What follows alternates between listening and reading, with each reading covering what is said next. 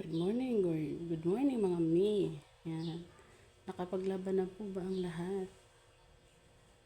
Ako po ay katatapos ko lang. Ayan. Mga sinampay ko nasa labas pa yung iba, mga bedsheet. Ayan. Yung garahe po ay aking binuhusan.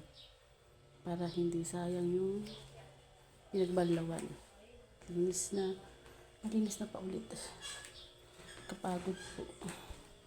Kahit nakakapagod, wala tayong magagawa kasi yan po talaga ang buhay ito po talaga ang buhay nating mga mami.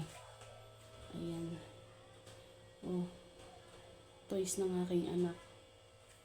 Nasa labas pa. Ayan. Ako po ay magpapahinga lang at ako ay liligo na at susundo pa sa school. Ayan. Malinis na po ulit.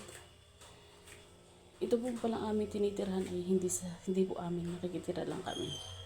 Hanggang dito lang po ulit ang aking video. Maraming salamat.